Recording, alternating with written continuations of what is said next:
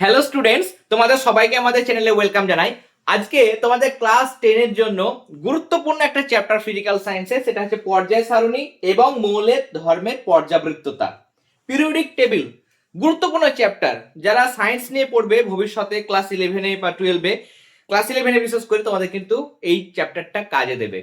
এবং এই চ্যাপ্টারটা প্রথম থেকে একদম কনসেপ্টগুলো এত সহজ করে আমি বোঝাবো, দেখবে খুব সহজ রাখবে। এই চ্যাপ্টারটা তো তোমরা যদি বুঝে নিতে পারো, এই চ্যাপ্টার থেকে যে কোনো প্রশ্ন আসুক না কেন কনসেপ্ট ওরিয়েন্টেড প্রশ্ন আসে। এবং যদি বোঝা না থাকে, এই চ্যাপ্টারটাই তোমাদের কাছে সব থেকে কঠিন মনে হবে।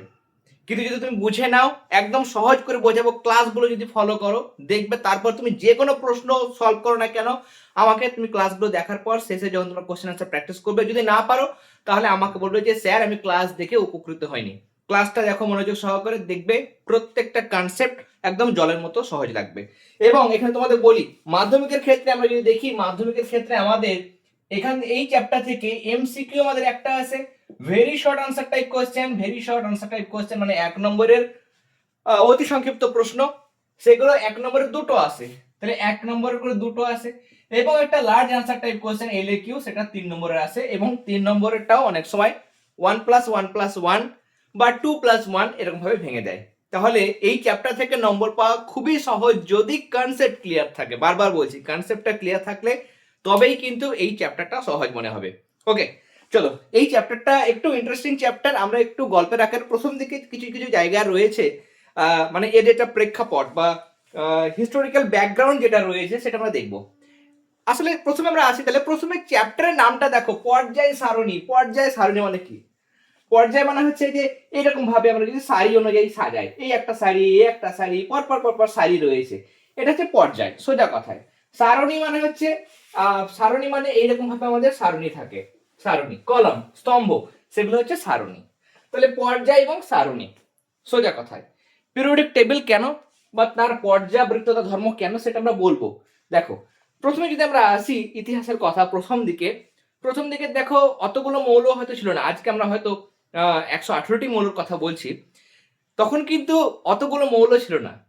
কিন্তু যে কটা মৌল ছিল তাদের বিভিন্ন ধরনের ধর্ম, ভর বলো, পারমাণবিক গুরুত্ব বলো, আয়তন বলো, ঘনত্ব বলো, জারণ বিজারণ ধর্ম, তড়িৎ ঋণাত্মকতা ধর্ম, আয়োনাইজেশন এনার্জি ধর্ম, আরো অনেক কিছু, যৌগ গঠন করা, অনেক কিছু যে ধর্মগুলো আছে, সেগুলো ইন্ডিভিজুয়ালি যদি আমরা অতগুলো মৌলকে স্টাডি করতে চাই, অতগুলো পড়তে চাই, আলাদা আলাদা করে একটা মৌলকে যদি পড়তে হয়, তাহলে কিন্তু বিশাল একটা হিস্ট্রি তৈরি হবে।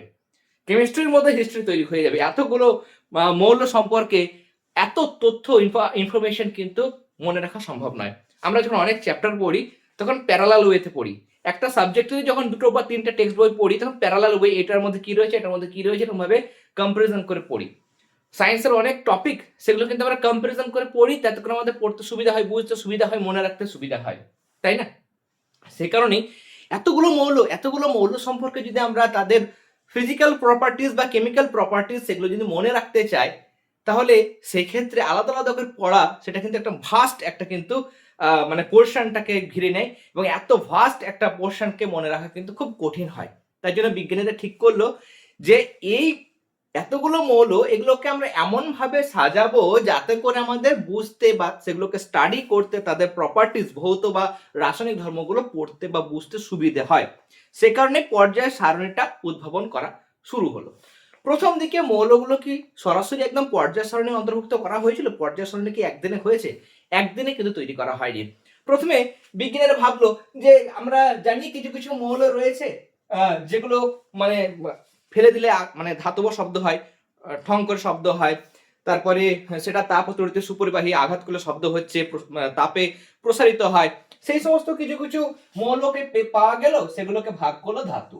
এবং কিছু কিছু এই প্রপার্টিজ গুলো দেখায় না, আঘাত করলে ভেঙে যাচ্ছে, ধাতব শব্দ তৈরি হচ্ছে না, তাপ ও তড়িতের খুব পরিবাহী, সেই সমস্ত মৌলগুলোকে বলা হলো অধাতু। তাহলে প্রথম দিকে ধাতু এবং অধাতু এরকম ভাগে ভাগ করা হলো। কিন্তু দেখা গেল যে এই ভাগটা কিন্তু আর বেশি দিন চলছে না। সায়েন্সের ক্ষেত্রে এমন একটা নিয়ম, আজ একটা তত্ত্ব আসলো, সেই তত্ত্বটা 5 বছর, 10 বছর, 20 বছর, হয়তো তার থেকে বেশিও পর্যন্ত চলতে পারে, বাজারে মার্কেটে চলবে। তারপর এমন একজন সায়েন্টিস্ট চলে আসবে যে এই যে জিনিসটা এটা ভায়োলেট হয়ে যাবে, এটা পুরো ক্যান্সেল হয়ে গেল, এই রুলস আর কিন্তু ফলো হবে না।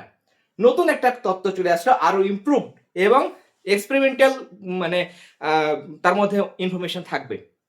তো দেখা গেল যে এই ধাতু অধাতু এই তত্ত্ব কিন্তু আর চলছে না। তখন কি হলো, বিভিন্ন বিজ্ঞানী ধাপে ধাপে আসলেন।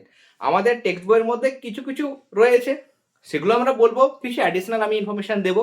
তবে ক্লাস 11-এ গিয়ে আরো অনেক কিছু মানে বিজ্ঞানীদের অবদান তোমরা কিন্তু দেখতে পাবে। আমরা মেন জায়গাগুলো বলবো। ওকে, দেখো এবার এই যে এতগুলো মৌলের কথা বলছি, পর্যায় সারণী কেন করছি, তার কারণ তোমাকে যদি বলি, আমার ক্ষেত্রে আমি যেখানে আমি তো পড়াচ্ছি, আমি কি করেছি জানো তো, আমার যে তোমাদের একদিন দেখাবো আমি, আমার যেটা পড়ার যেটা মানে রয়েছে, কি বলে এটাকে, বুক সেলফে কি করেছি আমি, একদিকে ক্লাস 7-এর বই, তারপর ক্লাস 8-এর বই, ক্লাস 9-এর ফিজিক্যাল সায়েন্স, ক্লাস 10-এর মানে ক্লাস 9-এর লাইফ সায়েন্স, ওকে, ক্লাস 10-এর ফিজিক্যাল সায়েন্স, ক্লাস 10-এর লাইফ সায়েন্স, এবং সেখানে রেফারেন্স বইগুলো আলাদা আলাদা করে আমি সাজিয়ে রেখেছি। আমার যেখানে নোটপত্র লেখা হয় সেগুলো একটা পোর্শন রয়েছে, সেখানে আমি নোটপত্র খাতাগুলো রাখি। ওকে, তাহলে আমি সাজিয়ে রেখেছি কেন, যাতে করে আমি খুঁজে পেতে আমার সুবিধা হয়। দোকানে দেখবে, ওষুধের দোকানে বিশেষ করে এই কি করে বলতো, এই ভালো ভালো মানে দোকানে কিন্তু করে, একটা ড্রয়ার থাকবে, সেই ড্রয়ারের মধ্যে এ লেখা থাকে, একটা ড্রয়ারের মধ্যে এরকম ভাবে হয়তো বি লেখা থাকে। ওকে, এরকম ভাবে অ্যালফাবেট ওয়াইজ কিন্তু সাজানো থাকে। একটাতে হয়তো লেখা আছে পি, লেখা আছে হয়তো এরকম ভাবে লেখা আছে।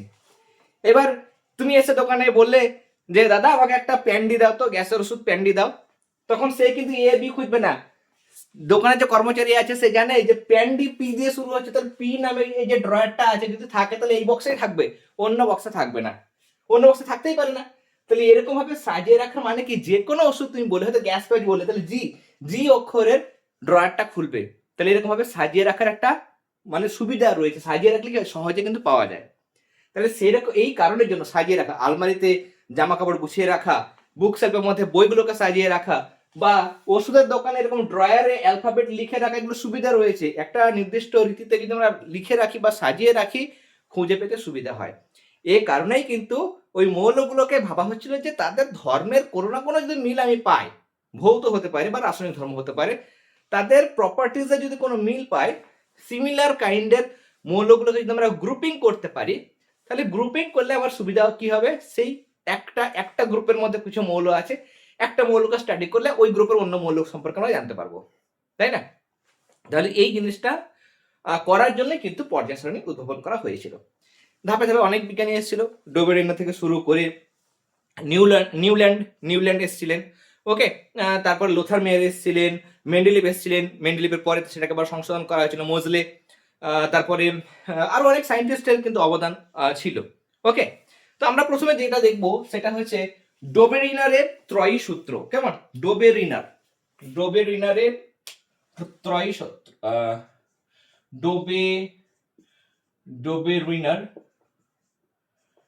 ডোবেরিনার ইনার কি দেখবো আমরা, আমরা দেখবো ত্রয়ী সূত্র।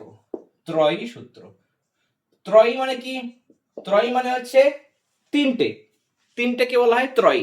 তাহলে ল অফ ট্রায়াডস, কি বলছে, যে একটা মৌল হয়তো আছে এ, আমি কথার কথা বলছি, এ একটা মৌল, মানে একই ধর্মযুক্ত বিশিষ্ট মৌল হতে হবে, একই ধর্ম বিশিষ্ট মৌল। ওকে, রাসায়নিক ধর্মে মিল রয়েছে এমন কিছু মৌল, যেমন আমি ধরলাম যে এ যা রাসায়নিক ধর্ম, বি যা রাসায়নিক ধর্ম এবং সি রাসায়নিক ধর্ম মোটামুটি একই রকম। এটা যদি হয় তাহলে দেখা যাবে যে প্রথম এবং তিন নম্বর মৌলের যদি আমরা পারমাণবিক গুরুত্ব বা পারমাণবিক ভরটাকে যোগ করি, নিয়ে গড় করলে মাঝেরটা পাবো। মানে দেখা গেল যে এটা হচ্ছে 10, এটা হচ্ছে 20, তাহলে এটা হবে 15। আমি জানি না এটা 15, কিন্তু বেরিয়ে যাবে 15। দেখবে কি করতে বলছে এখানে, যে রাসায়নিক ধর্মে মিল রয়েছে বা সাদৃশ্য রয়েছে এমন তিনটি মৌলকে যদি পারমাণবিক গুরুত্ব ঊর্ধ্বক্রমে সাজানো হয়, এই কথাটা লিখতে হবে। শুধু মিল রয়েছে এরকম মৌলগুলোর মধ্যে প্রথম এবং তৃতীয় গড় করলে মাঝের মৌলটার পারমাণবিক গুরুত্ব পায়, এটা ভুল। ওকে, সঠিক কথাটা ব্যবহার করতে হবে যে রাসায়নিক ধর্মে মিল রয়েছে বা সাদৃশ্য রয়েছে এমন তিনটি মৌলকে পারমাণবিক গুরুত্বের ঊর্ধ্বক্রমে যদি সাজানো হয়, তাহলে প্রথম এবং তৃতীয় মৌলের পারমাণবিক ভরের গড় হলো মাঝের মৌলের পারমাণবিক ভর বা গুরুত্ব। তাহলে কি করতে হবে এখানে, 10 প্রথম মৌল, মাঝের লাস্টের মৌল 3 নম্বর মৌল হচ্ছে 20, তাকে 2 দিয়ে ভাগ করবে, তাহলে 10 আর 20 হচ্ছে 30, 30 কে 2 দিয়ে ভাগ করো, হয়ে যাবে 15। তার মানে এই পারমাণবিক গুরুত্ব হয়ে যাচ্ছে 15। তাহলে এইরকম ভাবে মানে ডোবেরিনার কি করেছিল, ল অফ ট্রায়াডস মানে ত্রয়ী সূত্র, যেখানে দেখা গেছিল প্রথম এবং 3 নম্বর মৌলের পারমাণবিক গুরুত্বকে যদি আমরা গড় বের করি, তাহলে মাঝেরটার আমরা পারমাণবিক গুরুত্ব পেয়ে যাই। এবার দেখবো আমরা যে তিনি অ্যাকচুয়ালি কি করেছিলেন, কোন কোন মৌলগুলো সম্পর্কে তিনি বার করতে সক্ষম হয়েছিলেন। আমরা যদি দেখি, আমাদের প্রথম দিকে কিন্তু নিষ্ক্রিয় মৌলগুলো আবিষ্কার হয়নি, helium, neon, argon, krypton, xenon, radon, এই যে মৌল শূন্য শ্রেণীর বা আমাদের লং ফর্ম পিরিয়ডিক টেবিল তোমরা জানো 18 নম্বর গ্রুপ যেটা, সেগুলো কিন্তু তৈরি হয়নি। Helium, neon, argon, krypton, xenon, radon এগুলো কিন্তু তৈরি হয়নি। তাহলে সেগুলো বাদ দিয়ে হাইড্রোজেন সেটা বাদ দিলাম। লিথিয়াম থেকে শুরু যদি আমরা করি, লিথিয়ামের পরে আমাদের আছে সোডিয়াম, সোডিয়ামের পরে রয়েছে পটাশিয়াম। ওকে, লিথিয়াম, সোডিয়াম, পটাশিয়াম পর আমাদের রয়েছে 1 নম্বর গ্রুপে। এবার লিথিয়ামের ক্ষেত্রে যেটা পারমাণবিক ভর সেটা হচ্ছে 7, পটাশিয়ামের ক্ষেত্রে 39। এক্সাক্ট ভ্যালু যদি চাও তাহলে তোমরা অবশ্যই বাজার থেকে এমনি কাগজে দেখবে প্লেন ওই এর মতো ক্যালেন্ডারের মতো বা কি বলবো ম্যাপের মতো পিরিয়ডিক টেবিল পাওয়া যায়, বড় একটা পিরিয়ডিক টেবিল কিন্তু কিনে নিয়ে যেখানে পড়ছো সেখানে কিন্তু সাঁটিয়ে দেবে। ওকে, এক্সাক্ট ভ্যালু থাকবে, এটা 7 নয়, 6.9 সামথিং হবে, এটা 39.10 এরকম সামথিং কিন্তু ভ্যালু হয়। ওকে, তাহলে সেই মানগুলো যদি তোমরা জানতে চাইছো তাহলে পাবে। যেমন লিথিয়ামের 6.94 হয় এবং পটাশিয়ামের 39.10 হয়। আমরা রাউন্ড ফিগারে লিখলাম। যাই হোক, তাহলে এটা প্রথম নম্বর মৌল, এটা 3 নম্বর মৌল। এগুলোকে পরপর সাজিয়েছি কেন? তার কারণ লিথিয়াম, সোডিয়াম, পটাশিয়ামের রাসায়নিক ধর্মে মিল রয়েছে। এ কারণে এই তিনটাকে একটা পেয়ার হিসাবে নিয়েছে। পেয়ার তো বলা নাই, মানে ট্রাইড হিসাবে নিয়েছে, ট্রাইড। ডোবেরিনার দেখলো যে প্রথম মৌল এবং 3 নম্বর মৌলের যদি আমরা পারমাণবিক গুরুত্ব বা পারমাণবিক ভর যোগ করে গড় বের করি, তাহলে কি হবে, মাঝের মৌলটার পারমাণবিক ভর পেয়ে যাব। কি করে? দেখো এখানে বের করে দেখলো 7 প্লাস 39, এটাকে 2 দিয়ে ভাগ করো, 7 আর 39 হয়ে যাচ্ছে 46, তাকে 2 দিয়ে ভাগ করো 23, এবং দেখা যাচ্ছে যে হ্যাঁ এটা কিন্তু 23 হয়, 23 কিন্তু হয়। ওকে, এরপর আমরা যদি দেখি calcium, strontium, barium, calcium, strontium, barium, এগুলোর ক্ষেত্রে আমরা দেখব ক্যালসিয়ামের ক্ষেত্রে আমাদের কত হয়, ক্যালসিয়ামের ক্ষেত্রে হয় 40, এরপরে বেরিয়ামের ক্ষেত্রে হচ্ছে 137।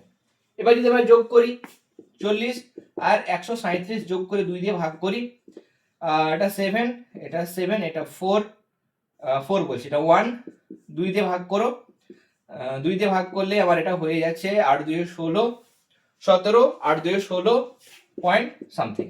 কিন্তু আমরা দেখি যে এটা যেটা ভ্যালু আছে স্ট্রনসিয়ামের ক্ষেত্রে সেটা হচ্ছে 88, প্রায় পয়েন্টের পার্থক্য, সেটা মানে আমরা নেগলিজেবল ভাবলাম।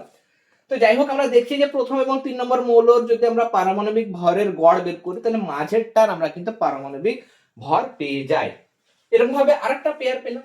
এরকম ভাবে তিনি কিন্তু টোটাল কতগুলো পেয়ার করেছিল, 4টে পেয়ার, মানে 12টা মৌল, সালফার, সেলেনিয়াম, টেলুরিয়াম।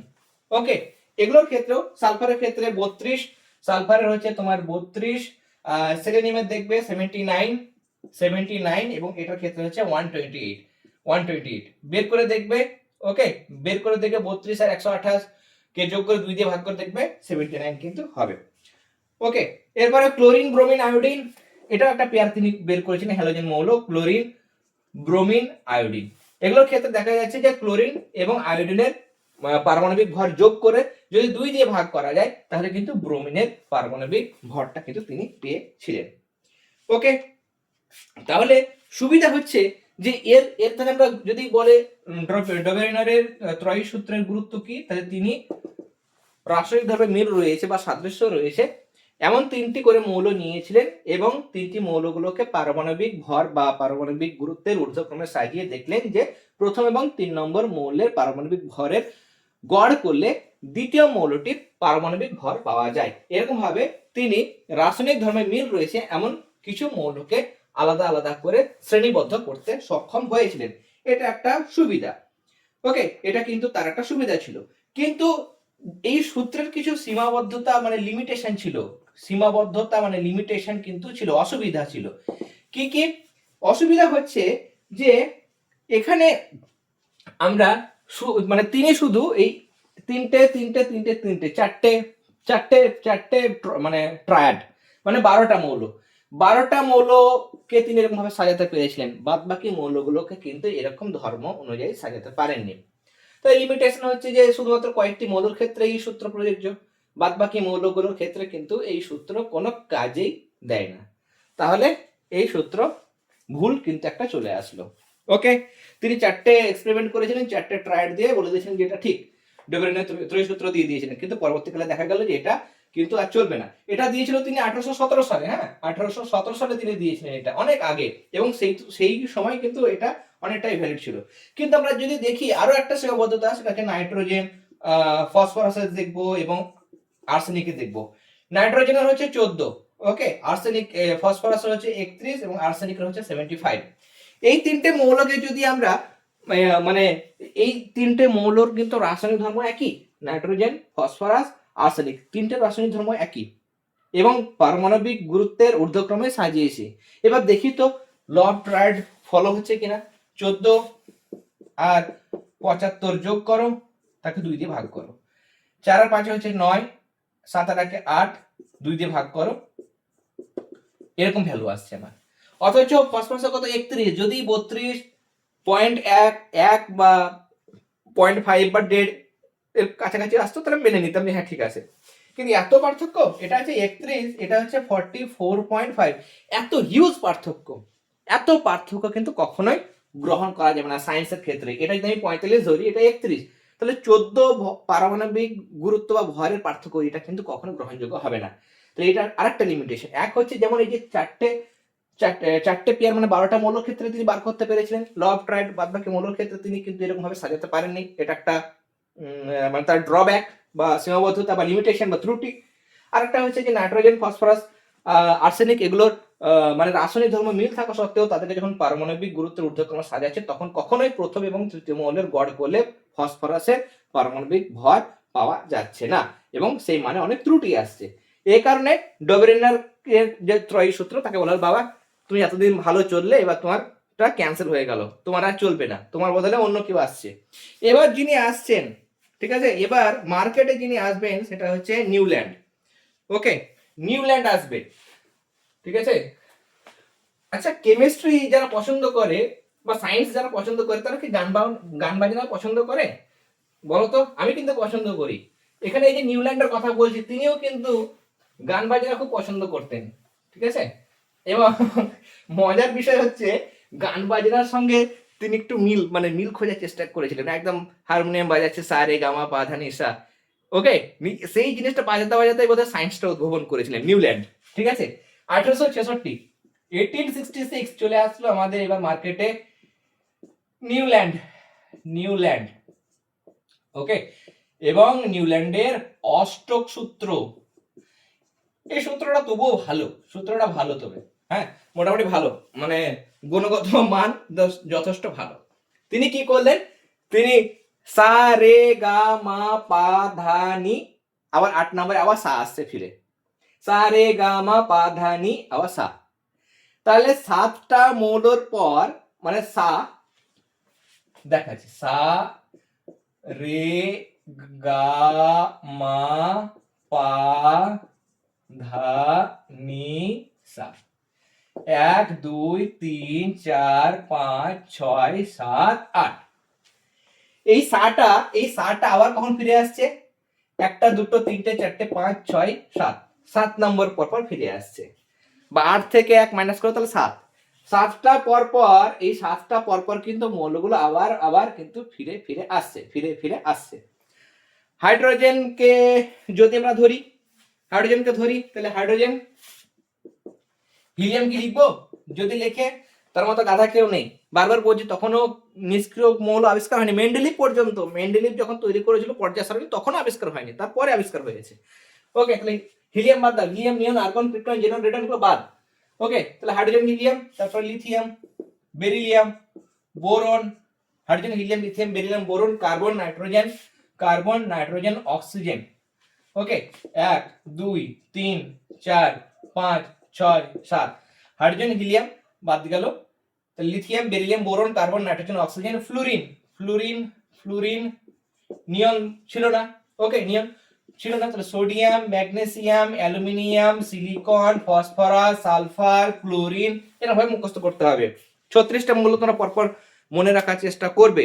ওকে, hydrogen, helium, lithium, beryllium, boron, carbon, nitrogen, oxygen, fluorine, neon, sodium, magnesium, aluminium, silicon, phosphorus, sulphur, chlorine, argon, potassium, calcium, scandium, titanium, vanadium, chromium, manganese, iron, cobalt, nickel, copper, zinc, gallium, germanium, arsenic, selenium, bromine, krypton, rubidium, strontium, yttrium, zirconium, niobium, molybdenum, technetium, ruthenium, rhodium, palladium, argentum, cadmium, indium, stannum বা tin.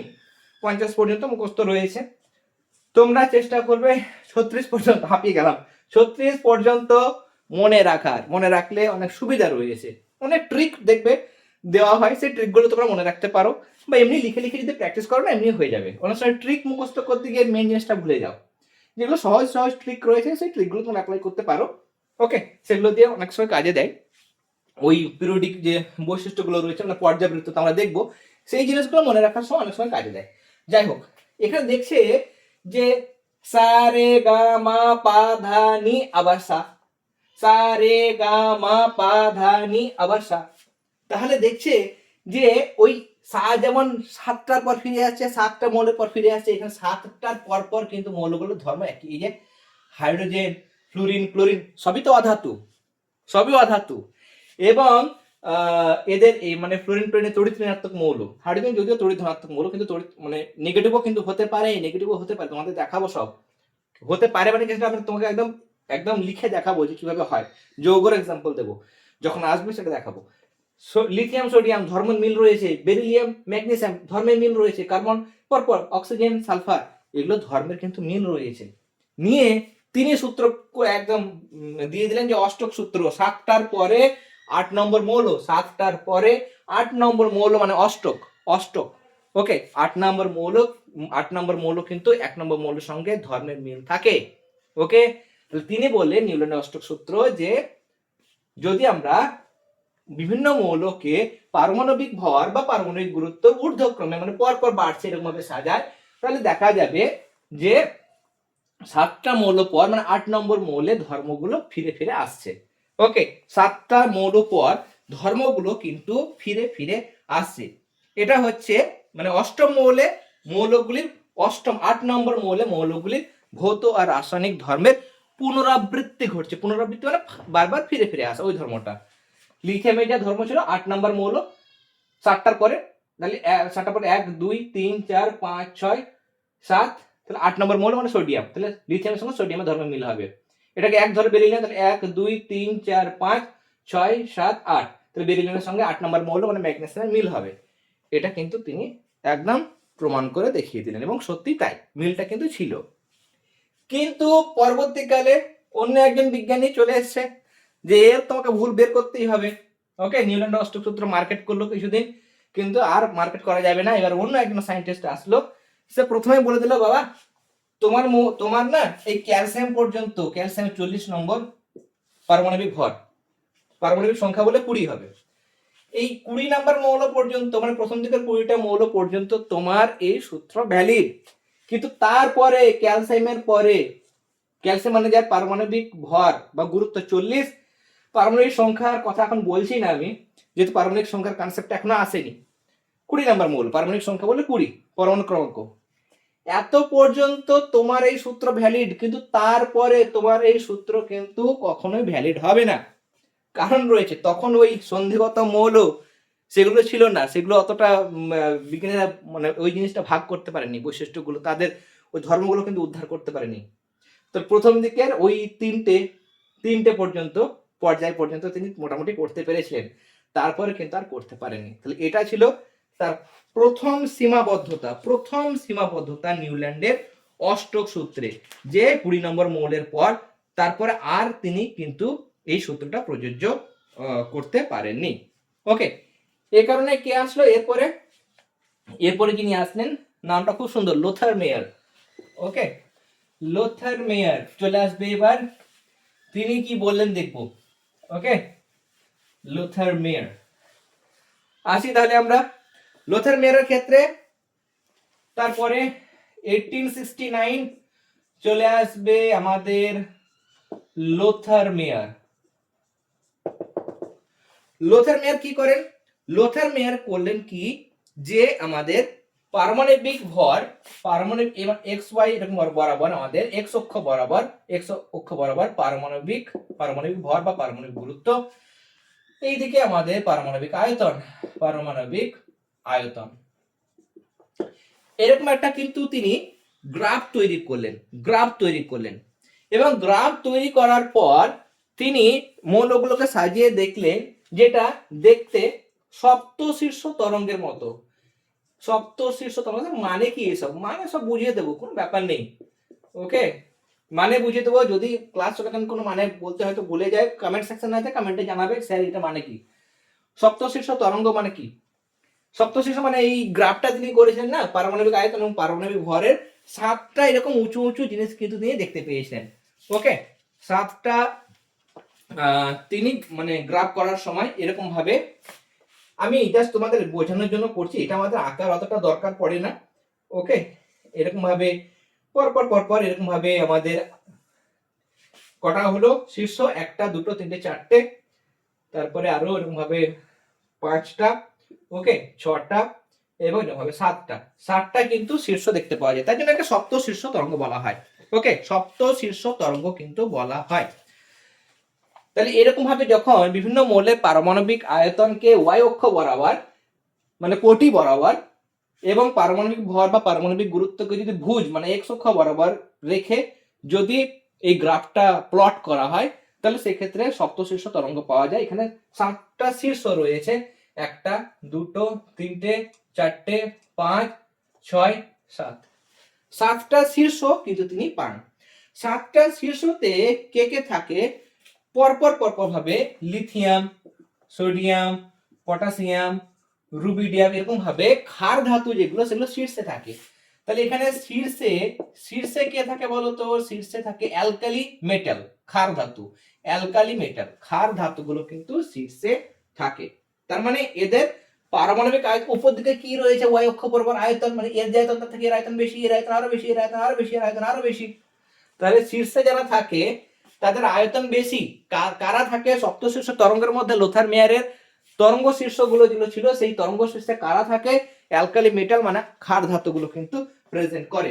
ওকে, এবং এখানে যদি আমরা দেখি যে লেখচিত্রের ক্রম হ্রাসমান অংশ যেটা নিচের দিকে কমছে, ক্রম হ্রাসমান অংশ, ক্রম হ্রাসমান অংশের মধ্যে কে থাকে? যেগুলো মানে ডিসেন্ডিং পজিশন, সেখানে ক্ষারীয় মৃত্তিকা ধাতু মানে ম্যাগনেসিয়াম, ক্যালসিয়াম যেগুলো রয়েছে, অ্যালকালাইন আর্থ মেটাল, ক্ষারীয় মৃত্তিকা ধাতু, মানে এই তরঙ্গর বলছে ক্রম হ্রাসমান, মানে এই দিকে এই সমস্ত জায়গায়। সোডিয়ামের পরে কি আছে?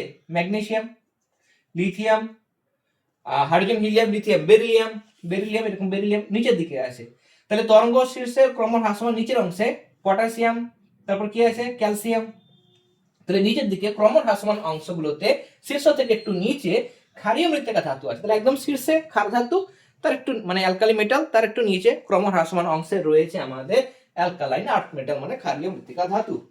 আর অ্যাসেন্ডিং অর্ডার যেদিকে বাড়ছে মানে বাম দিকে যেদিকে উঠছে যেদিকে বাম দিকে, সেদিকে আমাদের হ্যালোজেন মৌল, ফ্লোরিন, ক্লোরিন, ব্রোমিন, আয়োডিন, এগুলো fluorine, chlorine, bromine, iodine, fluorine, chlorine, bromine, iodine, এই বাঁ দিকের এই জায়গাগুলো। ওকে, সেগুলোতে কি রয়েছে? এটা কি বলতে পারবো? ক্রমবর্ধমান অংশ মানে অ্যাসেন্ডিং অর্ডার, ক্রমবর্ধমান অংশ। বর্ধমান একটা জায়গার নাম, তাই না? একটা জেলার নাম। বর্ধমান অংশে কি রয়েছে? এগুলো কে? এরা হচ্ছে হ্যালোজেন। স্যার হ্যালোজেন তো লাইট হয়। হ্যাঁ, হ্যালোজেন লাইটও হয়, ঠিক আছে। হ্যালোজেন নামকরণের মানেও রয়েছে। আচ্ছা, আর সন্ধিগত মৌলগুলো কোথায় থাকে? সন্ধিগত মৌল মানে পর্যায় সারণীর 3 থেকে 12 নম্বর গ্রুপ। এখনো আসেনি জায়গাগুলো, যারা অলরেডি পড়ে নিয়েছে তারা ম্যাচ করতে পারবে, যারা পড়েনি তারা একটু বুঝতে অসুবিধা হবে হয়তো। সন্ধিগত মৌল যেগুলো, সেগুলো বক্ররেখার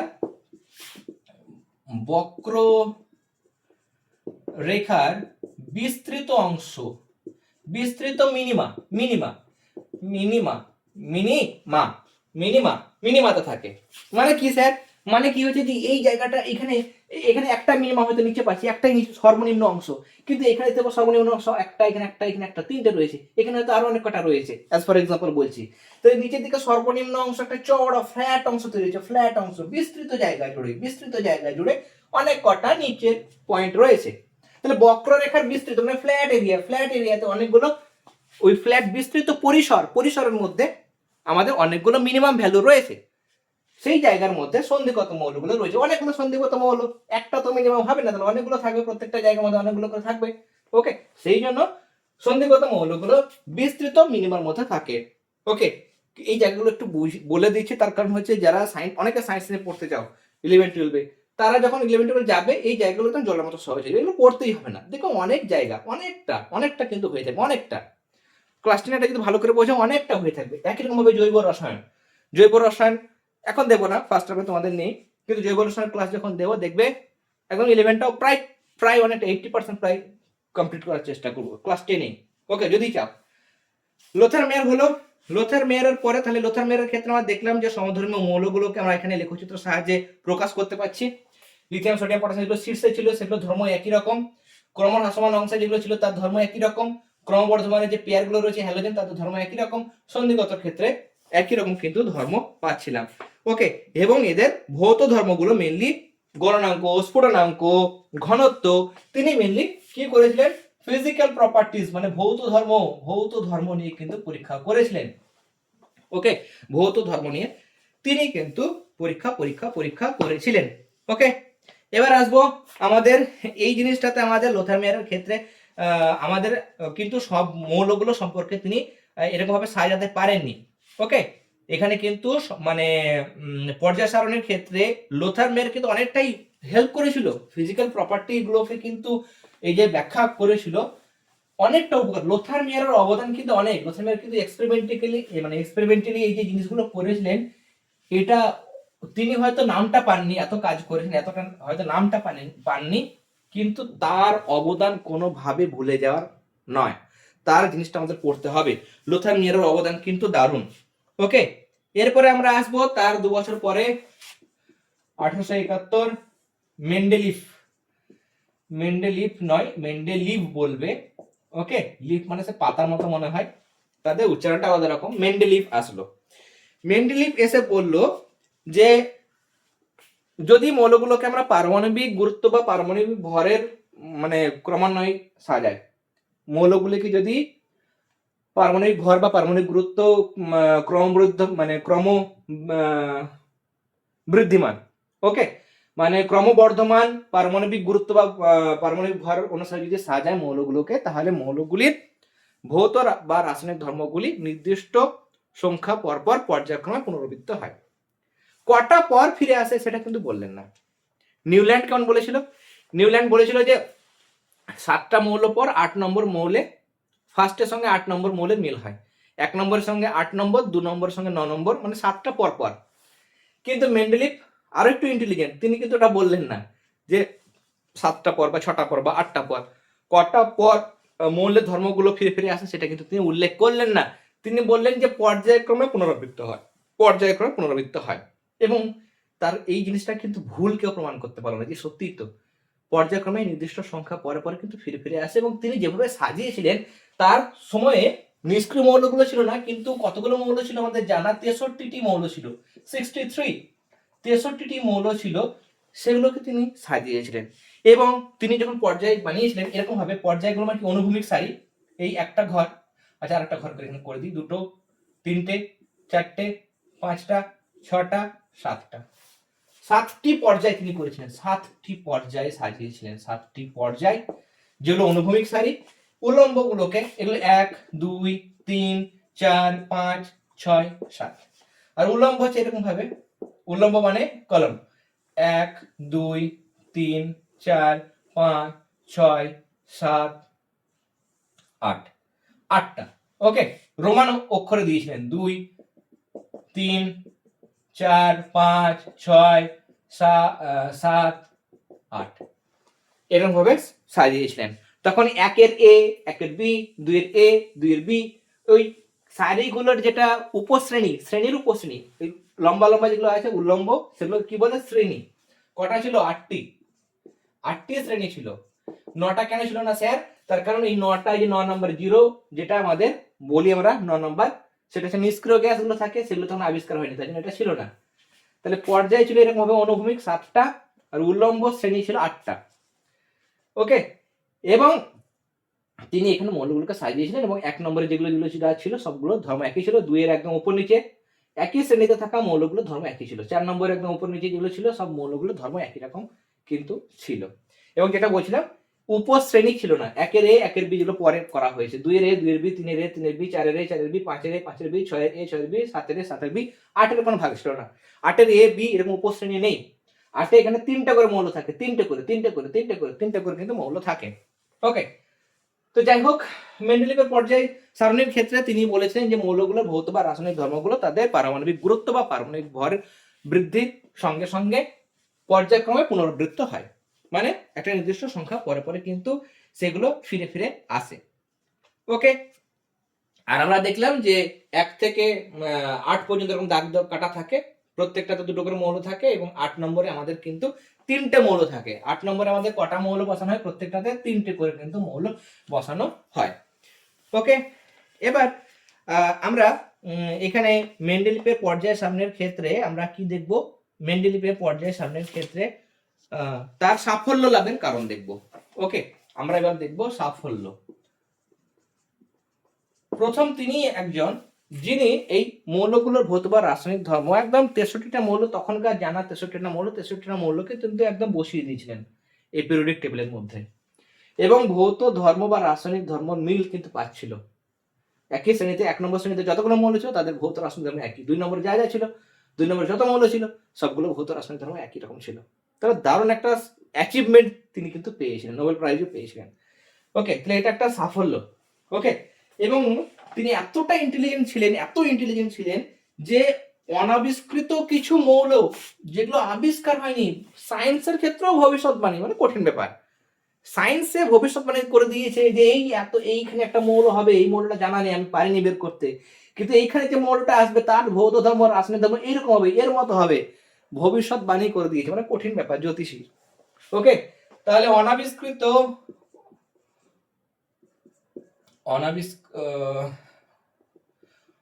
অনাবিষ্কৃত মৌলের ধর্মের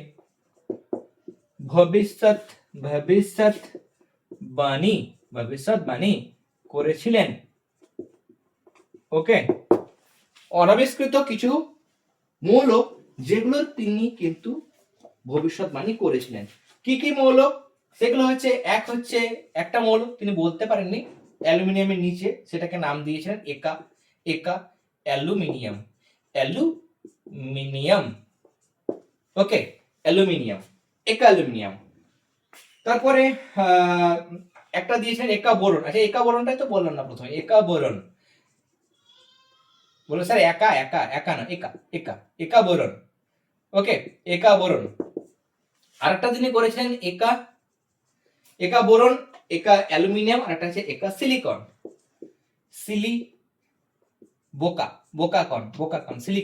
সিলিকন এরকম ভাবে একা বোরন, একা অ্যালুমিনিয়াম এবং একা সিলিকন, এই 3টে মৌল কিন্তু ভবিষ্যৎবাণী করেছিলেন। ওকে, পরবর্তীকালে দেখা গেল যে বোরন যেটা সেটা হচ্ছে একা বোরন, সেটা স্ক্যান্ডিয়াম মানে Sc, তারপরে একা অ্যালুমিনিয়াম সেটা হচ্ছে গ্যালিয়াম এবং এটা হচ্ছে জার্মেনিয়াম। এই 3টে মৌলের সঙ্গে ধর্মে একদম পুরোপুরি মিলে যায়। যে তিনি যেটা বলেছিলেন একা বোরন মানে স্ক্যান্ডিয়াম, একা অ্যালুমিনিয়াম হচ্ছে গ্যালিয়াম, একা সিলিকন হচ্ছে জার্মেনিয়াম। এছাড়া একা ম্যাঙ্গানিজের কথা বলা হয় যেটা টেকনিসিয়াম, টিসি, একা ম্যাঙ্গানিজ মানে টেকনিসিয়াম। যাই হোক, এই 3টে মিলিয়ে আমাদের মুখস্থ করলেই হয়ে যাবে। একা বোরন মানে স্ক্যান্ডিয়াম, একা অ্যালুমিনিয়াম জার্মেনিয়াম, একা সিলিকন হচ্ছে একা অ্যালুমিনিয়াম হচ্ছে গ্যালিয়াম, আর এটা হচ্ছে জার্মেনিয়াম। এই 3টে মৌলের ভবিষ্যৎবাণী করেছিলেন এবং দেখা গেছিল যে হ্যাঁ, তাদের কিন্তু যেরকম ধর্ম তিনি বলে গেছিলেন ভৌত বা রাসায়নিক ধর্ম একদম পুরোপুরি ম্যাচ হয়ে গেছে। তাহলে এটা একটা কিন্তু মিল।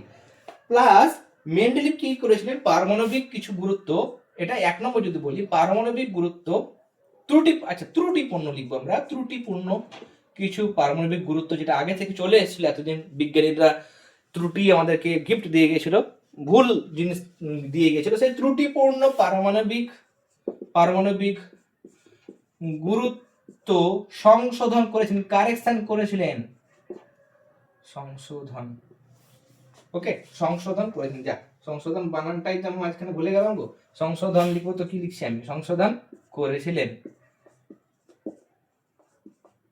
ওকে, তাহলে এই দুটো জিনিস হচ্ছে অনাবিষ্কৃত, মানে তখন ডিসকভার হয়নি এমন কিছু মৌল, সেগুলো একদম মানে পুরো ভবিষ্যৎবাণী করেছেন। আর কিছু কিছু মৌল যেগুলোর পারমাণবিক গুরুত্ব এতদিন ভুল বলা হয়েছিল, কিছু কিছু মৌল কিন্তু পারমাণবিক গুরুত্ব তিনি রেকটিফাই করেছিলেন, কারেকশন কিন্তু তিনি করেছিলেন। এগুলো গেল তার সাফল্য। এবার আমরা দেখব যে সীমাবদ্ধতা, সীমাবদ্ধতাকে দেখবো আমরা, এটা মুছে দিচ্ছি আমি। ওকে, সীমাবদ্ধতা চলে আসবো, এই জায়গাটা মুছে দিই, মুছে দেওয়ার পর করব যে মেন্ডেলিফের সীমাবদ্ধতা কি ছিল, তারও কি কিছু ভুল ছিল? অবশ্যই ভুল ছিল। তার কারণ আমরা এখন লিমিটেশন, আচ্ছা পারমাণবিক গুরুত্ব বা পারমাণবিক ভর অনুসারে তো সাজায় না পিরিয়ডিক টেবিল, আমরা পারমাণবিক সংখ্যা বা পরমাণু ক্রমাঙ্ক অনুযায়ী সাজাই, তাহলে তার কিছু লিমিটেশন ছিল নিশ্চয়।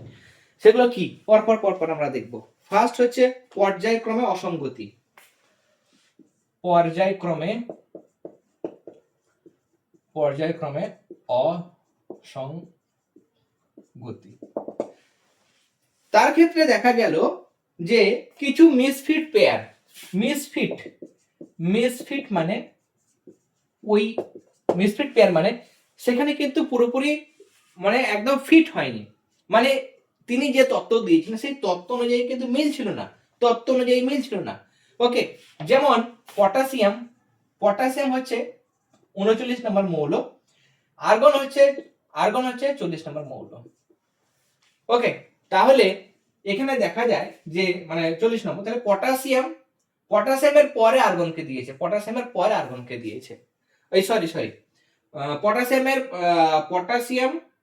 আর্গনের পরে রয়েছে, পটাশিয়াম আর্গনের পরে, হাইড্রোজেন হিলিয়াম, আচ্ছা আর্গন, হ্যাঁ হ্যাঁ, তাহলে আমাদের এই জিনিসটা একটু লেখাটা ভুল হলো।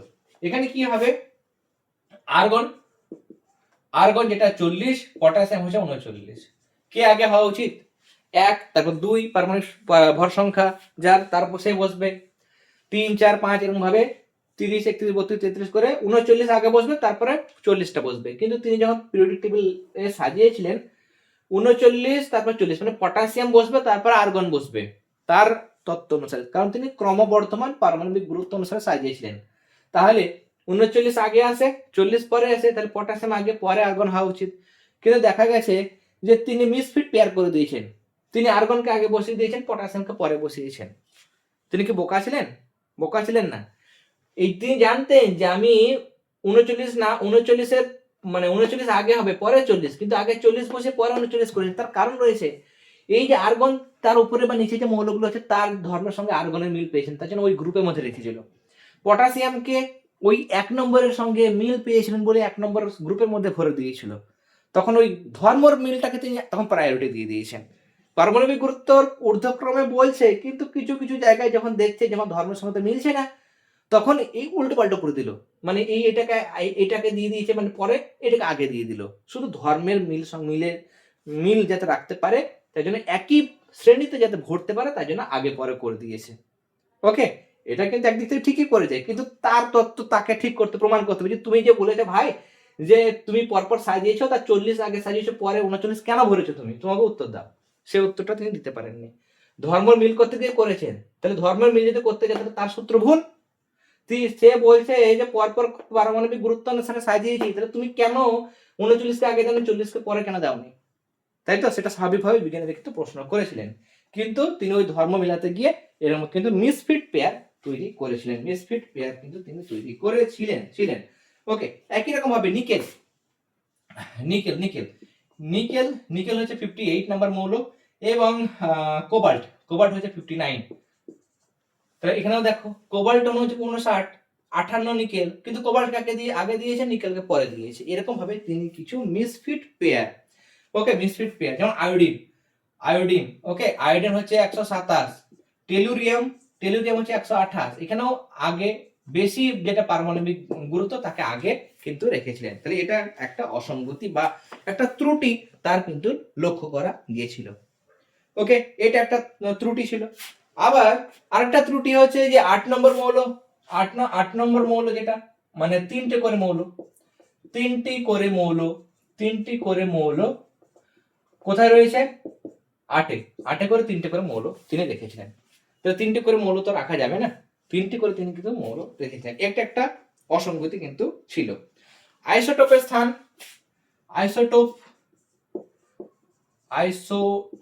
আইসোটোপ মানে কি? যাদের পরমাণু ক্রমাঙ্ক মানে নিচেরটা একই, পরমাণু ক্রমাঙ্ক বা পারমাণবিক সংখ্যা একই কিন্তু ভর সংখ্যা আলাদা আলাদা। যেমন হাইড্রোজেনের 3টে আইসোটোপ, প্রোটিয়াম বা সাধারণ হাইড্রোজেন, ডয়ট্রিয়াম এবং ট্রিটিয়াম। এটা 2, এটা 3, ভর সংখ্যা 3। তাহলে তখন তো এটা জানতো না, পারমাণবিক সংখ্যা জানতো না, ভর সংখ্যা এরকম। তাহলে 3টে ভর সংখ্যা আলাদা, তাহলে 3টে জায়গা দেওয়া উচিত। আইসোটোপের জন্য 3টে, এর 3টে আইসোটোপ 3টে জায়গা দেবো। ক্লোরিনের 2টো আইসোটোপ, তাহলে দুটো ঘর পিরিয়ডিক টেবিলে 2টো ঘর ক্লোরিনকে দিতে হবে, একটা 35, একটা হচ্ছে 37, দুটো ভর সংখ্যাকে জায়গা দিতে হবে। এখানে 1 2 3 এর জন্য 3টে হাইড্রোজেনকে জায়গা দিতে হবে, সেটা কিন্তু তিনি করেননি, সেটা করতে পারেননি। তাহলে আইসোটোপের যেখানে পারমাণবিক সংখ্যা একই হলো কিন্তু ভর সংখ্যা তো আলাদা, ভর সংখ্যা অনুযায়ী তিনি সাজিয়েছিলেন। তাহলে 3টে বা 2টো যার যেরকম আইসোটোপ সেরকম ভাবে স্থান দেওয়া উচিত, কিন্তু সেটা কিন্তু তিনি দিতে পারেননি। এটাও কিন্তু একটা ত্রুটি ছিল। আবার কিছু কিছু মৌল যেগুলো ধর্ম একই, যেমন কপার এবং Hg। কপার মানে তামা এবং Hg মানে হচ্ছে মার্কারি বা পারদ। এগুলো ধর্ম একই হওয়া সত্ত্বেও এটাকে 1-এর বি, এটাকে 2-এর বিতে কিন্তু ঠাঁই দেওয়া হয়েছে, 1-এর বি এবং 2-এর বিতে কিন্তু ঠাঁই দেওয়া হয়েছে। তাহলে ধর্মের মিল হওয়া সত্ত্বেও এখানে কি করছে? এখানে হচ্ছে সমধর্মী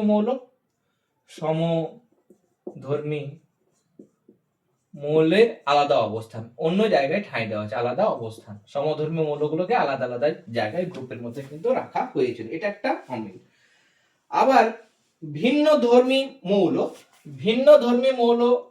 গুলোকে ভিন্ন ধর্মী মৌলের একই অবস্থান, এটাও করেছিলেন, উল্টোটাও করেছিলেন তিনি, ভুল।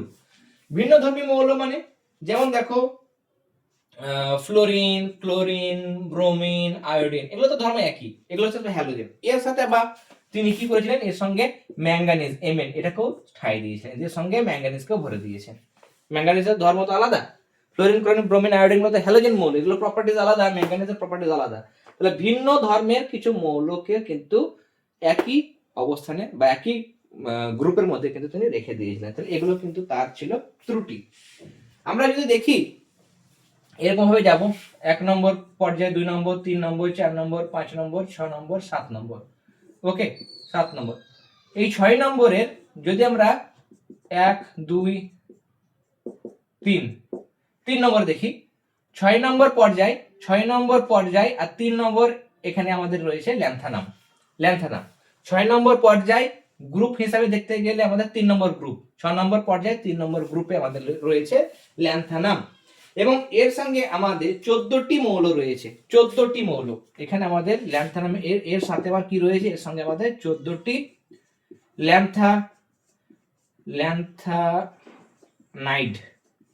ল্যান্থানাইড মৌল কিন্তু রয়েছে 14টি। তাহলে 14টি মৌলের তো পারমাণবিক গুরুত্ব আলাদা হওয়া সত্ত্বেও কিন্তু এই 14টা মৌলকে ওই ল্যান্থানামের সঙ্গে কিন্তু একসঙ্গে রাখা হয়েছে। একই রকম ভাবে 7 নম্বর পর্যায়ে এখানে অ্যাক্টিনিয়াম এর সঙ্গে অ্যাক্টিনাইড যে মৌলগুলো রয়েছে, 14টি অ্যাক্টিনাইড মৌল, সেগুলোকে কিন্তু একই সঙ্গে রাখা হয়েছে। ওকে, তাহলে এখানে রয়েছে আমাদের অ্যাক্টিনাইড। ওকে, অ্যাক্টিনিয়ামের সঙ্গে 14টি মৌল রয়েছে, এখানেও 14টি রয়েছে, ল্যান্থানামের সঙ্গে এখানেও 14টি মৌল রয়েছে অ্যাক্টিনাইডের সাথে। 6 নম্বর পর্যায়ে 3 নম্বর শ্রেণী, সেটাতে ল্যান্থানাইড রয়েছে। 7 নম্বর পর্যায়ে 3 নম্বর শ্রেণীতে রয়েছে অ্যাক্টিনাইড। তাহলে এগুলোর পারমাণবিক গুরুত্ব আলাদা আলাদা হওয়া সত্ত্বেও তাদেরকে কিন্তু একই জায়গায় রাখা হয়েছিল। এবং হাইড্রোজেনের অবস্থানটা বিতর্কমূলক ছিল। হাইড্রোজেনের অবস্থান 1-এর এতেও রেখেছিল, মানে 1 নম্বর পর্যায়ের মধ্যে হাইড্রোজেনকে রাখা হয়েছিল। আবার তার সঙ্গে সঙ্গে 7-এর বি মানে এটা হচ্ছে কি, ক্ষার ধাতুর সঙ্গেও কিছু মিল আর অমিল পেয়েছিলেন। আবার এখানে হ্যালোজেনের সঙ্গেও কিছু মিল আর অমিল পেয়েছিলেন হাইড্রোজেনের। তাই জন্য দুটোরই তো ধর্মের মিল রয়েছে, হাইড্রোজেনের সঙ্গে এরও মিল রয়েছে, এরও মিল রয়েছে। ওকে, এই জন্য হাইড্রোজেনকে কিন্তু তিনি ঠিক সঠিক অবস্থান দিতে পারেননি, এটাকে দুষ্ট দুষ্ট মৌল বলা হয়, দুষ্ট মৌল। ওকে, কেন বলা হয় ডিটেলস আমরা দেখব পরে। তাহলে তিনি কিন্তু ওই হাইড্রোজেনের মানে অবস্থান সম্পর্কে, হাইড্রোজেনের অবস্থান সম্পর্কে কিন্তু সঠিক ধারণা দিতে কিন্তু পারেননি। ওকে, ক্লিয়ার করার কোথায় পেলাম, কোথায় গেল ওটা। আর একটু জিনিস আছে, আমি ওই জিনিসটা বলে দিই। এই ত্রুটিগুলো তোমাদের হলো, ত্রুটিগুলো আমি তোমাদের বলে দিলাম, মেন্ডেলিভের ত্রুটি রয়েছে। এবার সংশোধন করার জন্য আর একজন বিজ্ঞানী আসবেন, তিনি হচ্ছেন মোজেলে। ঠিক আছে, মোজেলে দারুণ পরীক্ষা করেছিলেন তিনি। ওকে, খুব ভালো পরীক্ষা এক্সপেরিমেন্ট করেছিলেন। ওই কোন ধাতু দেখবে, কোন ধাতুর উপর যদি মানে তীব্র গতি সম্পন্ন ইলেকট্রন দিয়ে আঘাত করা হয়, কোন ধাতুকে যদি ইলেকট্রন দিয়ে আঘাত করা হয়, তাহলে সেই ধাতু থেকে বিভিন্ন ওয়েভ লেন্থের বা বিভিন্ন কম্পাঙ্কের কিন্তু এক্স রশ্মি নির্গত হয়। এবার বিভিন্ন মৌলগুলো বিভিন্ন ধাতুর উপরে ইলেকট্রনকে আঘাত করছে, ইলেকট্রন দিয়ে মানে দ্রুত গতি সম্পন্ন ইলেকট্রন দিয়ে আঘাত করার পর যে এক্স রশ্মিগুলো বেরোচ্ছে সেগুলোর কম্পাঙ্কগুলোকে তিনি সাজিয়েছিলেন। বিভিন্ন মৌলের ক্ষেত্রে যে এক্স রশ্মিগুলো বের হচ্ছে ইলেকট্রন দিয়ে আঘাত করার পর, সেই রশ্মিগুলোর এক্স রশ্মিগুলোর কম্পাঙ্কগুলোকে তিনি মেজারমেন্ট করেছিলেন, এবং মেজারমেন্ট করার পর তিনি এবার সাজিয়েছিলেন। নিয়ে সাজিয়ে তিনি দেখছেন যে কি হচ্ছে এখানে। ওকে, যে মৌলের রাসায়নিক ধর্মগুলো কিন্তু তিনি পরমাণু ক্রমাঙ্কের উপর নির্ভর করে, সেটা কিন্তু তিনি দেখেছিলেন। বিভিন্ন মৌলগুলোর ক্ষেত্রে পারমাণবিক ক্রমাঙ্ক যেটা, সেটা এরকম ভাবে সাজিয়েছিলেন। আর এইদিকে বিভিন্ন ধাতুগুলোকে মানে ইলেকট্রন দিয়ে আঘাত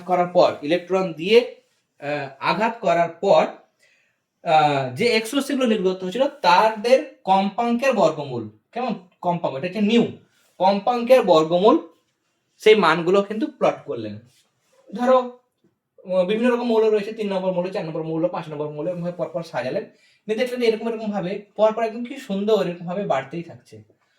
বিভিন্ন মৌলগুলো যখন পারমাণবিক ভর না নিয়ে পারমাণবিক সংখ্যা পরমাণু ক্রমাঙ্ক নিলেন, তাদেরকে ইলেকট্রন দিয়ে আঘাত করলেন, এই যে এক্স রশ্মি বের হলো তার কম্পাঙ্কর বর্গমূল বের করলেন, নিয়ে সেই ভ্যালুগুলো 3 নম্বর মৌলের যেটা হলো সেটা এটা, 4 নম্বর মৌলের যেটা এক্স রশ্মি নির্গত হলো তার কম্পাঙ্ক বর্গমূল করলে এটা, 4 নম্বরে এটা, 5 নম্বরে পর পর সাজালেন, এরকম একটা স্ট্রেট লাইন পেলেন, স্ট্রেট লাইন, একদম একটা সোজা রেখা কিন্তু পেলেন। স্ট্রেট লাইন পাওয়ার পর তিনি তখন ডিসিশন নিলেন যে যখন ভর সংখ্যা দিয়ে করছে এরকম জিগজ্যাগ লাইন পাচ্ছে, এরকম ভাবে কিন্তু লাইন পাচ্ছে না, কিন্তু পরমাণু ক্রমাঙ্ক দিয়ে যখন করছে তখন স্ট্রেট লাইন পাচ্ছে। তারপরে বলল যে মৌলের ভৌত রাসায়নিক ধর্মগুলো কিন্তু পরমাণু মানে পারমাণবিক ভরের উপর নির্ভর করে না, বরং পরমাণু ক্রমাঙ্কের উপর নির্ভর করে। পরমাণু ক্রমাঙ্ক, ওকে, পরমাণু ক্রমাঙ্কর উপর নির্ভর করে। পরমাণু ক্রমাঙ্ক বা পারমাণবিক সংখ্যা হচ্ছে মৌলের স্বকীয় ধর্ম, নিজস্ব ইন্ট্রিনসিক প্রপার্টি বলা হয়, সেটা কিন্তু তিনি বললেন। ওকে, নিয়ে আধুনিক পর্যায় সূত্র চলে আসলো। আধুনিক পর্যায় সূত্র আমি লিখছি না, এগুলো তোমরা সব বইয়ের মধ্যে পাবে, মানে এগুলো না লিখলেও হবে। তিনি বলেন বিভিন্ন মৌলের ভৌত রাসায়নিক ধর্মগুলো মৌলগুলির পারমাণবিক ক্রমাঙ্ক বা পরমাণু সংখ্যার সাথে পর্যায়ক্রমে পুনরাবৃত্ত হয়, পরমাণু ক্রমাঙ্ক বৃদ্ধির সাথে, তাই না? বিভিন্ন মৌলের ভৌত রাসায়নিক ধর্মগুলি মৌলের পারমাণবিক সংখ্যা বা পরমাণু ক্রমাঙ্ক বৃদ্ধির সাথে পর্যায়ক্রমে পুনরাবৃত্ত হয়, তাহলে এতদিন বলছিল বিভিন্ন মৌলের ভৌত রাসায়নিক ধর্মগুলি বিভিন্ন মৌলের পারমাণবিক ভর বা পারমাণবিক গুরুত্ব বৃদ্ধির সাথে পর্যায়ক্রমে পুনরাবৃত্ত হয়। এবার পারমাণবিক ভর বা পারমাণবিক গুরুত্ব বাদ দিয়ে কি কথা যোগ হলো? পরমাণু ক্রমাঙ্ক, যে বিভিন্ন মৌলের ভৌত ও রাসায়নিক ধর্মগুলি সেই মৌলগুলির পরমাণু ক্রমাঙ্ক বৃদ্ধির সাথে সাথে পর্যায়ক্রমে পুনরাবৃত্ত হয়, মানে ফিরে ফিরে আসে। পর্যায়বৃত্ত মানে কি, একটা জিনিস দুলছিল, এগিয়ে আবার এখানে নির্দিষ্ট সময় আবার এখানে ফিরে আসলো, আবার নির্দিষ্ট সময় ধরো 2 সেকেন্ড পরে আবার ফিরে আসবে। বা একটা বস্তু এখান থেকে ঘড়ি একটা সেকেন্ডের কাটা 1 মিনিট পর আবার ফিরে আসে, 1 মিনিট পর আবার ফিরে আসে। যদি আমি 3-এ দেখি, 1 মিনিট পর আবার 3-এ 1 সেকেন্ডের কাটা ঘুরে আসে। মিনিটের কাটাগুলো তাই, একটা নির্দিষ্ট সময় পর আবার একই জায়গায় ফিরে আসে, সেটাই বলবো পর্যাবৃত্ততা। সেরকম মৌলের ভৌত রাসায়নিক ধর্মগুলো কিন্তু নির্দিষ্ট সংখ্যা পর ফিরে আসে, এটা হচ্ছে মৌলের ধর্মের পর্যাবৃত্ততা, মৌলের ধর্মের পিরিয়ডিসিটি। ওকে, সেটা কিন্তু বলা হয়। ওকে, এবার এখানে তারপরে দেখা গেল যে 7টি পর্যায় এবং নিষ্ক্রিয় মৌলগুলো মানে এরপর সংশোধন করা হলো, নিয়ে আধুনিক পর্যায় সূত্র আসলো, মেন্ডেলিভের পর্যায় সূত্রের সংশোধিত রূপ, সংশোধিত মানে সংশোধন করা হলো, নিয়ে তখন নিষ্ক্রিয় মৌলগুলো আবিষ্কার হলো। নিষ্ক্রিয় মৌলগুলো আবিষ্কার হওয়ার পর শ্রেণী কটা হয়ে গেল, 8+1 মানে 9টা শ্রেণী হয়ে গেল, 9টা শ্রেণী। ওকে, আর পর্যায় ছিল 4টা। পরে আইইউপিএসি আসলো। IUPAC international union of pure applied chemistry, international union of pure applied chemistry কি করলো, এই শ্রেণীগুলোর মধ্যে এই 1 থেকে 7 পর্যন্ত প্রত্যেকটা তো উপশ্রেণী, একের এ একের বি, 2 এর এ 2 এর বি, এরকম ভাবে 7 পর্যন্ত, 7 এর এ 7 এর বি। 8 আবার কি ছিল, 3টে মৌল। 8 নম্বর কি ছিল, 8 নম্বরে আমাদের 3টে মৌল ছিল। এই ঝামেলাগুলো মেটাবার জন্য কি করলো, এই শ্রেণীগুলোকে বাড়িয়ে 18টা করে দিল। তাহলে খেয়াল করো, 1 থেকে 7 প্রত্যেকটাতে এবি এবি করে উপশ্রেণী ছিল, তাহলে 7টাতে 7 গুণ 14টা হলো। 8-এ কটা মৌল ছিল, 3টে, তাহলে 14 আর 3 শূন্য শ্রেণী আবিষ্কার হলো, সেটাও 1 যোগ করো, 14 আর 3 হয়ে গেল 17 আর 1 18। নিয়ে এবার 1 2 করে একদম, এটা 7 পর্যন্ত, এটা 8 9 হ্যাঁ 7 7 14 হবে, যেহেতু দুটো দুটো করেছিল, তাহলে 1 থেকে 14 এরকম ভাবে নাম্বার হলো।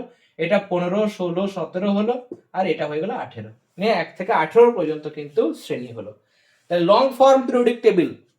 ওকে, দীর্ঘ পর্যায় সারণীতে কটা পর্যায়, 7টাই থাকলো, সারণী বেড়ে গিয়ে হয়ে গেল 18টা।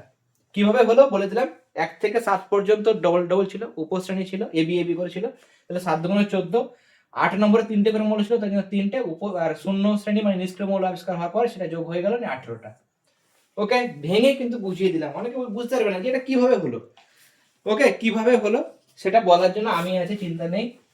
ওকে, এই এত জিনিস বলতে গিয়ে হয়তো কোনো একটা জিনিস এদিক ওদিক হয়ে যাচ্ছে, ভুলে যাচ্ছি, কিন্তু পরে আবার মনে আসলে অবশ্যই বলে দেবো, বলেও দিচ্ছি, মাঝখানে বলেও দিচ্ছি আমি। ওকে, নেক্সট, এবার আমরা একটু একদম সহজেই জেনে নেব কিছু কিছু জিনিস। আমাদের মানে আধুনিক পর্যায় সারণীর ক্ষেত্রে 1 নম্বর গ্রুপ, 1 নম্বর, এটা নাম্বার অফ গ্রুপ, 1 নম্বর গ্রুপগুলোকে বলা হয় ক্ষার ধাতু। ক্ষার ধাতু 1 নম্বর মানে আমাদের একদম লিথিয়াম রুবিডিয়াম স্ট্রনসিয়াম এরকম ভাবে রয়েছে, কেমন, মানে lithium sodium potassium rubidium, sorry lithium sodium potassium rubidium caesium francium. Lithium বা রুবিডিয়াম কেন বললাম, lithium sodium potassium rubidium caesium আর ফ্রন্সিয়াম। ওকে, ট্রিকগুলো আজ দেখবে, তোমরা ট্রিকগুলো জানো নিশ্চয়, না জানলে বলবে। Lithium sodium potassium rubidium caesium francium, এগুলো হচ্ছে ক্ষার ধাতু বলা হয়। প্রথমগুলোকে অ্যালকালি মেটাল বলা হয়, এগুলো সব ক্ষার ধাতু। ওকে, এবং এগুলো খুব তড়িৎ ধনাত্মক হয়, এগুলো হচ্ছে ইলেকট্রোপজিটিভ, তড়িৎ ধনাত্মক হয়। তড়িৎ ধনাত্মক মানে এগুলো সহজে ইলেকট্রন বর্জন করে ক্যাটায়ন তৈরি করে এবং বিজারক হয়, এরা তীব্র বিজারক হয়। 2 নম্বরে চলে যাব। 2 নম্বর যে শ্রেণী ছিল সেগুলোকে বলা হয় ক্ষারীয় মৃত্তিকা ধাতু, অ্যালকালাইন আর্থ মেটাল। ক্ষারীয় মৃত্তিকা ধাতু মাটির মধ্যে বেশি পাওয়া যায়, ক্ষারীয় মৃত্তিকা ধাতু। ওকে, যেটা হচ্ছে বেরিলিয়াম ম্যাগনেসিয়াম ক্যালসিয়াম, ওকে, স্ট্রনসিয়াম, এরকম ভাবে বেরিলিয়াম ম্যাগনেসিয়াম ক্যালসিয়াম স্ট্রনসিয়াম, আরো রয়েছে বেরিয়াম রেডিয়াম। ওকে, এরকম ভাবে কিন্তু রয়েছে, এগুলো হচ্ছে ক্ষারীয় মৃত্তিকা ধাতু। 3 থেকে 12 যেগুলো রয়েছে, 3 থেকে 12, 3 নম্বর 4 নম্বর 5 নম্বর 6 নম্বর 7 নম্বর এভাবে 12 নম্বর গ্রুপ পর্যন্ত বা শ্রেণী পর্যন্ত সেগুলোকে বলবো আমরা ট্রানজিশন এলিমেন্ট, ট্রানজিশন বা সন্ধিগত মৌল। ওকে, এরা একাধিক যোজ্যতা দেখায়, তারপরে এদের যৌগগুলো মানে জটিল যৌগ গঠন করে, এরা ক্যাটালিস্ট হিসাবে মানে অনুঘটক হিসাবে কাজ করে, রঙিন যৌগ তৈরি করে এরা। ওকে, অনেক প্রপার্টিজ রয়েছে। তারপরে মেন হচ্ছে এদের ডি অরবিটাল সেটা কিন্তু ইনকমপ্লিট থাকে, ফুলফিল থাকে না, এবং প্রত্যেকটা লাস্টের দিকে মৌল 12 নম্বর যেটা গ্রুপে রয়েছে সেগুলো কিন্তু এখন সন্ধিগত মৌলের মধ্যে ধরা হয় না, যেহেতু সেটা ফুলফিল থাকে। ওকে, মোটামুটি 3 থেকে 11 পর্যন্ত, কিন্তু আমরা বলি 3 থেকে 12 পর্যন্তই বলি সন্ধিগত মৌল। ওকে, 3 থেকে 12 পর্যন্ত হচ্ছে সন্ধিগত মৌল। 13 নম্বর যাবো মনোরা, 13 নম্বরকে কি বলবো, এটা 3 থেকে 12ই হয়ে গেল, 3 থেকে 12ই হলো। 13 নম্বর হচ্ছে বোরন ফ্যামিলি। কেন বোরন ফ্যামিলি কেন স্যার, কারণ বোরন প্রথমে 13 নম্বর প্রথমে যেটা রয়েছে সেটা বোরন। ওকে, এবং এটার নাম হচ্ছে আইকোসাজেন। বোরন ফ্যামিলি বা আইকোসাজেন। ওকে, আইকোসাজেন কিন্তু একে বলা হয়। 14 নম্বর কে রয়েছে? 14 নম্বর পিরিয়ডিক টেবিলে দেখবে কার্বন রয়েছে প্রথমে উপরে, তাহলে কার্বন ফ্যামিলি বা একে বলা হয় ক্রিস্টালোজেন। ওকে, বা ক্রিস্টালোজেন। এগুলো মুখস্থ করতে হবে স্যার? কখনোই না। এটা মুখস্থ রাখবে, ক্ষার ধাতু, ক্ষারীয় মৃত্তিকা ধাতু, সন্ধিগত মৌল মনে রাখবে, বোরন ফ্যামিলির ভাবে মনে রাখতে পারো, কার্বন ফ্যামিলি মনে রাখতে পারো। ওকে, যে 13 নম্বর গ্রুপের প্রথম মৌলটা কি, 14 নম্বর গ্রুপের প্রথম মৌলটা কি, এরকম মনে রাখতে পারো। 15 নম্বরটা অনেক সময় আমাদের মনে রাখতে হয়। 15 নম্বরের মধ্যে কি কি রয়েছে বলতো? 15 নম্বরে নাইট্রোজেন রয়েছে, কেমন নাইট্রোজেন, ফসফরাস, এই সমস্ত মৌলগুলো রয়েছে, আর্সেনিক রয়েছে। ওকে, এগুলোকে বলা হয় নিকটোজেন। কেন স্যার? এগুলো হচ্ছে শ্বাসরোধকারী, চোকিং, শ্বাস রোধ করে দেয়। ওকে, শ্বাসকষ্ট হয়, এই সমস্ত জিনিসগুলো থাকলে শ্বাসকষ্ট হয়। নাইট্রোজেন, ফসফরাস, আর্সেনিক, এগুলোকে বলা হয় শ্বাসরোধকারী মৌল বা একে নিকটোজেন মৌল বলা হয়। ওকে, তাহলে রোধকারী মানে সাফোকেশন তৈরি করে না, সাফোকেটিং। ওকে, তারপর 16 নম্বর যেটা অক্সিজেনের যে ফ্যামিলি। ওকে, অক্সিজেন পরিবার বা ফ্যামিলি, পরিবার এটাকে কি বলা হয়? চ্যালকোজেন বা চ্যালকোজেন বলা হয়। চ্যালকোজেন মানে কি? চ্যালকোজেন মানে হচ্ছে এরা ওর ফর্মিং।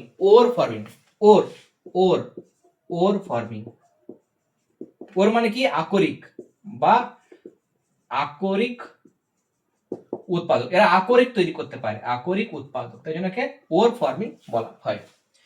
ওকে, 16 নম্বর হলো। 17 নম্বর কি বলবো আমরা? হ্যালোজেন বলবো আমরা।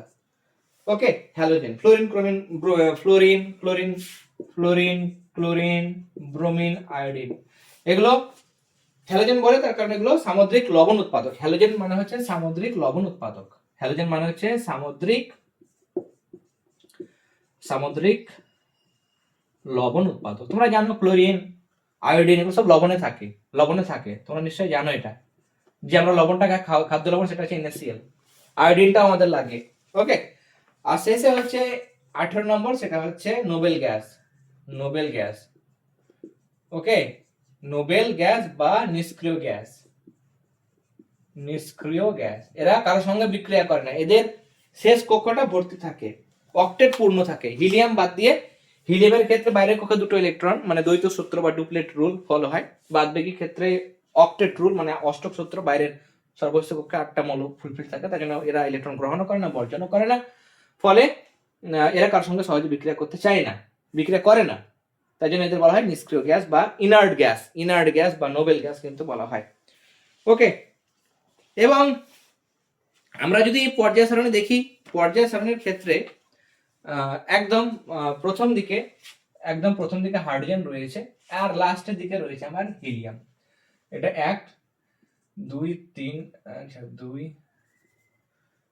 এটা 1, এটা 2 3, ওকে, 4 5 6 7 8 9 10 11 12 13 14, ওকে, 15 16 17 18। এক নম্বর গ্রুপে আমাদের 1 নম্বর গ্রুপ বলছি, পর্যায় দেখবো আমরা পর্যায়। ওকে, 1 নম্বর পর্যায় যেটা, সেটা হচ্ছে অতি হ্রস্ব পর্যায়। কেন? তার কারণ এখানে দুটো মৌল আছে, একটা হচ্ছে হাইড্রোজেন এবং একটা হচ্ছে হিলিয়াম। এটাকে বলবো আমরা অতি হ্রস্ব পর্যায়। তারপরে 2 নম্বরে পর্যায় 2 হচ্ছে প্রথম হ্রস্ব পর্যায়। সেখানে 8টা মৌল রয়েছে, হাইড্রোজেন, হিলিয়াম, তারপরে lithium, beryllium, boron, carbon, nitrogen, oxygen, fluorine এবং নিয়ন। ওকে, 8টা মৌল, 1 2 3 4 5 6 7 8, 8টা মৌল আছে, সেটা হচ্ছে অতি হ্রস্ব পর্যায়। ওকে, অতি হ্রস্ব পর্যায়। তারপরটা তো আমাদের 8টা মৌল রয়েছে। 3 নম্বরে আমাদের এটা দ্বিতীয় হ্রস্ব পর্যায় বলবো, এখানে আমাদের 8টা মৌল রয়েছে। এখানে হাইড্রোজেন থেকে হিলিয়াম, 2 নম্বরে রয়েছে লিথিয়াম থেকে নিয়ন, হাইড্রোজেন, লিথিয়াম, সোডিয়াম থেকে আবার রয়েছে আর্গন পর্যন্ত, সোডিয়াম থেকে আর্গন। 3 নম্বরেও রয়েছে 8টা মৌল, 3 নম্বরে আমাদের 8টা মৌল রয়েছে, কেমন, সোডিয়াম থেকে আর্গন পর্যন্ত। প্রথম দীর্ঘ পর্যায়, প্রথম দীর্ঘ পর্যায়, সেখানে 18টা মৌল রয়েছে। পটাশিয়াম থেকে ক্রিপ্টন পর্যন্ত 18টি মৌল থাকে, সেটা হচ্ছে প্রথম দীর্ঘ পর্যায়। তারপরে 5 নম্বর হচ্ছে দ্বিতীয় দীর্ঘ পর্যায়, দ্বিতীয় দীর্ঘ পর্যায়ে, সেখানেও কিন্তু আমাদের 18টা মৌল থাকে, রুবিডিয়াম থেকে জেনন, রুবিডিয়াম থেকে এক্সি মানে হচ্ছে জেনন। 6 নাম্বার হচ্ছে সব থেকে বড়, কেমন, প্রথম অতি দীর্ঘ পর্যায়, অতি দীর্ঘ বা দীর্ঘতম পর্যায় আমাদের। ওকে, যেহেতু এর পরে যেটা 7 নম্বর সেটা তো অনাবিষ্কৃত রয়েছে, সেগুলো তো আবিষ্কার হয়নি, তার জন্য এখানে আমাদের 32টি মৌল থাকে, সিজিয়াম থেকে রেডন, প্রথম আর লাস্ট মৌল মনে রাখতে পারো। আর 7 নম্বরেও রয়েছে আমাদের 32টি, কিন্তু কিছু অনাবিষ্কৃতও রয়েছে 32টি, সেখানে একদম আমাদের ফ্রন্সিয়াম থেকে অর্গানিজম পর্যন্ত, কেমন, ফ্রন্সিয়াম থেকে অর্গানিজম পর্যন্ত আমাদের মৌলগুলো রয়েছে। ওকে, তাহলে সোজা কথায় 1 নম্বর পর্যায়ে আমাদের 2টো মৌল, 2 নম্বর পর্যায়ে 8টা মৌল, তারপর 3 নম্বর পর্যায়ে 8টা, 4 নম্বর পর্যায়ে রয়েছে আমার 18টা, 5 নম্বর পর্যায়ে রয়েছে 18টা, 6 নম্বরে 32টা, 7 নম্বরে 32, বা আমরা লিখবো ইনকমপ্লিট, যেহেতু এখনো পুরো আবিষ্কার হয়নি। তাহলে 2, 8, 8, 18, 18, 32, 32, বা এখানে ইনকমপ্লিট আমরা লিখবো। ওকে, এরকম ভাবে কিন্তু হয়। যাই হোক, আমরা ফার্স্ট ক্লাস দিলাম এবং অনেকটাই লেন্দি হয়ে গেল ক্লাসটা, যেহেতু ভেবেই নিয়েছিলাম যে এতটা পর্যন্ত আমাকে ক্লাস দিতে হবে এবং আমি এই চ্যাপ্টারটা পুরো 3টে ক্লাসে কমপ্লিট করব। ওকে, ম্যাক্সিমাম 3টে ক্লাস, আজকে একটা ক্লাস হলো, নেক্সট ক্লাসে যতটা পারবো দেবো, তারপরে আর একটা ক্লাস দেবো, টোটাল 3টে ক্লাসে কমপ্লিট করব। ওকে, আজকের ক্লাসটা ভালো লেগে থাকলে অবশ্যই ক্লাসটাতে লাইক দেবে, তোমাদের জন্য ক্লাসটা দেওয়া হলো, আশা করি তোমরা বুঝতে পেরেছো। যদি ভালো লেগে থাকে অবশ্যই কমেন্টেও জানাবে ক্লাসটা তোমাদের কেমন লাগলো। যারা প্রথমবার এসছো চ্যানেলে অবশ্যই সাবস্ক্রাইব করে নিও এবং বন্ধুদের সাথেও কিন্তু ক্লাসটা অবশ্যই শেয়ার করে নিও। ওকে, তো তোমরা সবাই খুব ভালো থেকো, সবাইকে অল দ্য ভেরি বেস্ট।